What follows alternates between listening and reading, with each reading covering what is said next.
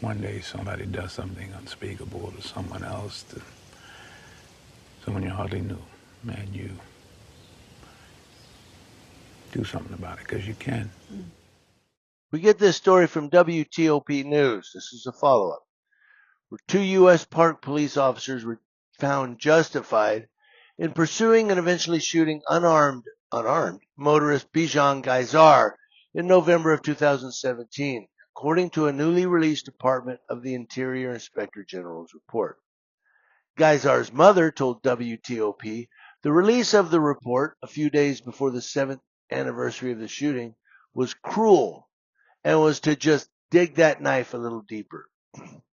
The 35-page report found that officers Lucas Vineyard and Alejandro Amaya followed park police policy in all cases but one when they pursued Gaizar's Jeep after he drove away from a fender bender on the George Washington Parkway in Alexandria, Virginia. This was on, again, November 17, 2017. Now, the officers repeatedly stopped Gaizar and attempted to apprehend him, but he drove away from them 3 times. Included in the report is a detailed timeline of events recounting what happened in the 21 minutes between when Gaizar's Jeep was rear-ended by an Uber and when his SUV rolled into a ditch, after Vineyard and Amaya fired 10 shots at the 25-year-old accountant who lived in Tysons.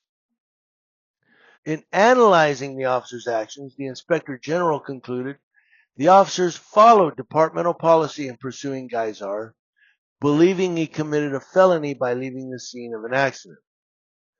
The report said the officers believed Gaizar presented a threat to public safety if he wasn't taken into custody immediately. Now, the report found the officers were justified in following policy when they drew their weapons and fired 10 shots at Gaizar. Quote, we concluded the officers' use of deadly force against Gaizar did not violate the USPP's use of force policy because they reasonably believed the use of deadly force was necessary to prevent imminent death or bodily harm to Officer Amaya. Officer Amaya had stepped in front of Gaizar's Jeep at a stop sign at the intersection of Alexandria Avenue and Fort Hunt Road. That's where the shooting took place. Now, according to the Inspector General, the sole violation of park police policy was when Amaya banged his gun on Gaizar's SUV during one of the stops as Gaizar drove away. They're saying that was the violation of policy. The report said the agency's firearm policy prohibits the use of a firearm as an impact weapon other than to protect an officer or another person from death or serious injury when no other reasonable means of protection is available.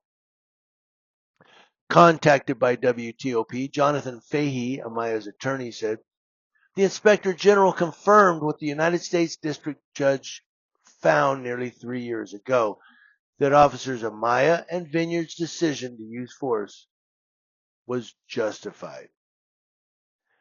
Vineyard's attorney, Daniel Crowley, said the Inspector General reached the same conclusion as everyone else who reviewed the evidence. Officer Vineyard did nothing wrong. Kelly, Gaizar's mother, told WTOP she was not surprised by the findings and said the decision to release the report a few days before November 17th was cruel.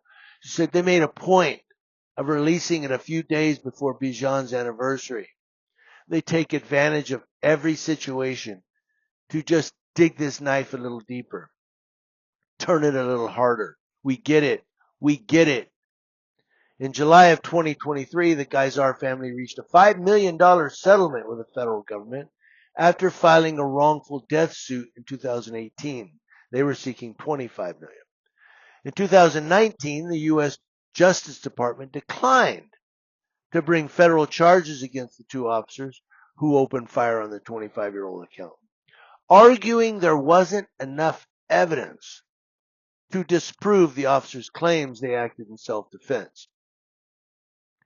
Manslaughter charges in Virginia against Vineyard and Amaya, originally filed by Fairfax County Commonwealth's attorney Steve Descano in 2020, were moved to federal court and then dismissed by a judge.